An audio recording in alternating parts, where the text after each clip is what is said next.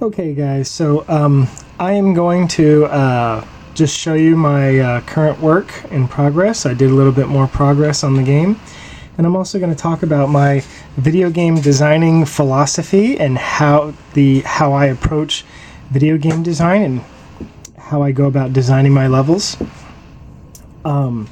So basically this is what I do when I design a level.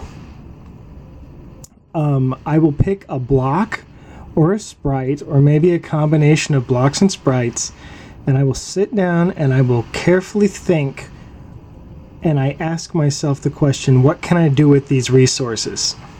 Okay, assuming that I have resources that already exist. So I sit down and I just ask myself, what can I do with these resources? What can I do with these things?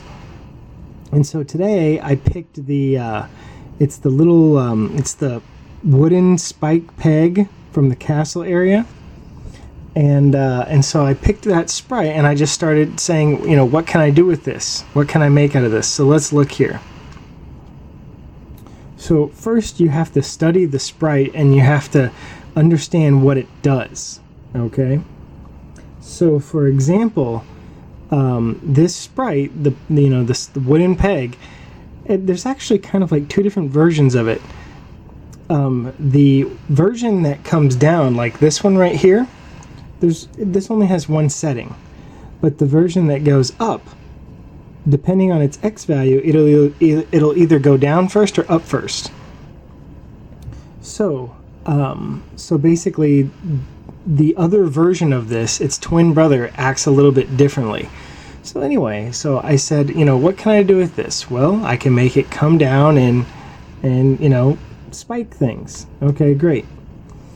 Now one thing I will do is that, see this tile right here?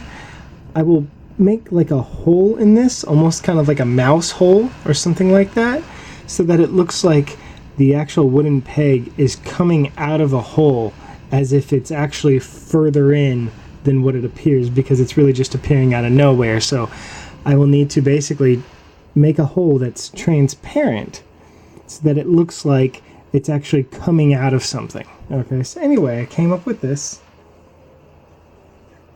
And let's see here. So if you go up, now I made a design that had the other spike peg in it. Okay, now like I said, that one's a little bit different. Depending on its X position, it has different behavior. Basically, it's not in synchronization like the last one, okay? And I'm thinking I might make, like, instead of gold coins, I might put like gold, I might still use gold coins, but I might just sprinkle them out through the level, and you might need so many gold coins in order to beat the level. I think I might do something like that. Because, why else would you go into this room and why else would you go into this room and come down here if not for something? You know what I mean? You need something. Of course, there could be treasure and stuff, but I might do that where you have to seek out gold coins and you need enough gold coins in order to beat the level or something. So anyway, so basically earlier I explored the idea of the wooden spikes going down, and then I explored the idea of them going up. Okay? And then here I kind of paired them together and said, okay, well, what if they're both going up at the same time? What if they're both going down at the same time? In other words, what I'm doing is I'm taking a sprite and I'm just looking at all of the different possibilities and all of the different interesting things I can create out of them. And so like here, okay, you go through the spikes. But if you were to go through them when it's moving, it's a little bit more challenging. When they're stopped, it's easy. But when you go through them when they're moving, it's a little bit more challenging. It's up to you to decide what you want to do. And then I kind of put these blocks here to kind of make it so that you can't just, walk straight and then keep on walking straight. It kind of course, if you take the down path, you can kind of do that. But anyway, I kind of put these blocks here as like a way of making it the path more interesting, because if you were to take this path, now you have to go down and then take another path. You know what I mean? Anyway, it's just a little something there to kind of prevent the player from just blowing through it. So anyway, I explored this idea. But then there's another idea, and that's when the spike pegs come together. Okay? So then I made a room where this happens. And so as you can see, I'm taking that sprite and I'm just doing as many different things as I can with it in order to, create new and unique things. I'm looking for, different configurations or whatever to make the things behave in a different way. So here they're banging together, whereas in the other one they weren't. Also, in this room, I just put one pair together, and I didn't put two pairs like in the previous room, because I want to try to mix it up and make everything very diverse. I don't want one room to look like another room. I want things to be very unique. So instead of putting, a pair here and a pair there, just like the last room, I just put one single pair. You know what I mean? And then I had another idea, and I kind of did this. So this is where these are all of the, it's all that one, it's the one sprite that depends on the X position, but I put a whole bunch of them in a row to kind of give another effect, okay? And who knows, I might put something down here or whatever. But here's the thing, is that when I design stuff, and there is one problem I'm having. What is it?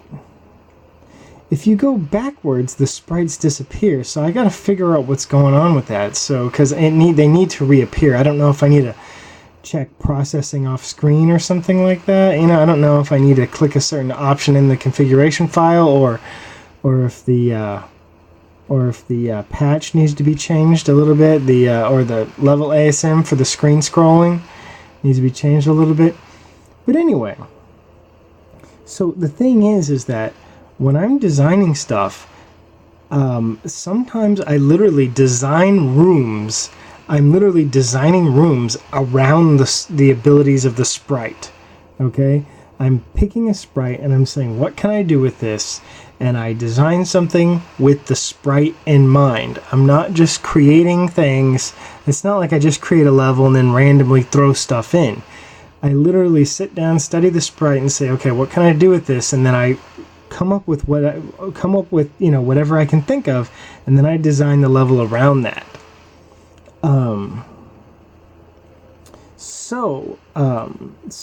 So basically today I was screwing around with the wooden peg. And I try to, I try to aim for diversity. I want everything to be different and unique, just so that the whole experience is unique. Okay, so let's actually look here. So here's my, lunar magic level, or whatever.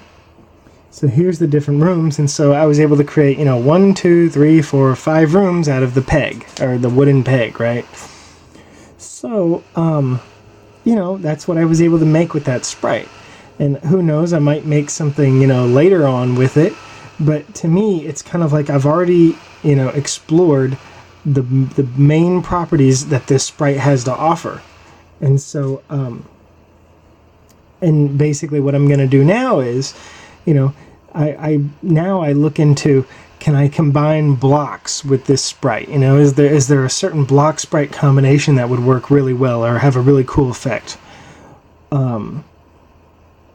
Another thing that I look at is what is it? Or I just move on to the next sprite or move on to the next thing, and I look at the next sprite or block and say, okay, well, what can I make with this?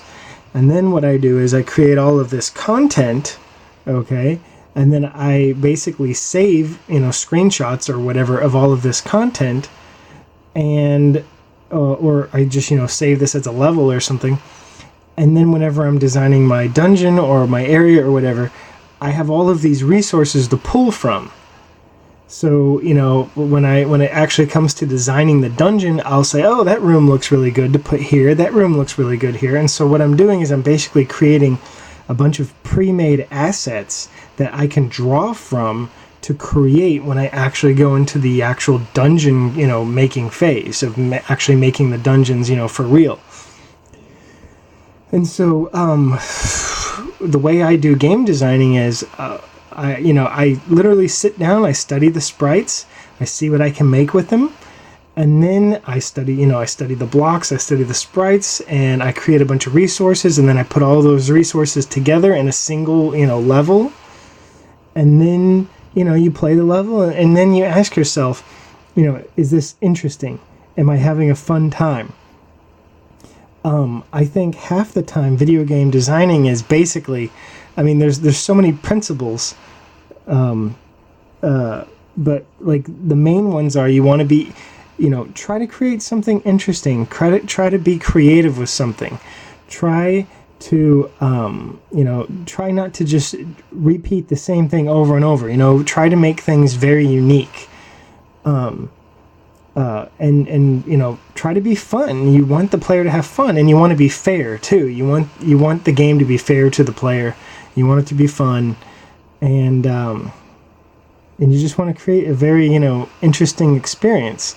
So anyway, this is what I got so far, and yeah, and it's crazy because there's literally hundreds and hundreds of sprites on Super Mario World Central, and I hate to say this, but like, I'm that type of person that's going to sit down and analyze every sprite and see what I can do with it. And it's one of those things where it's like, it's a daunting task because I could just see my life like just floating away while people keep on creating and making new sprites and stuff.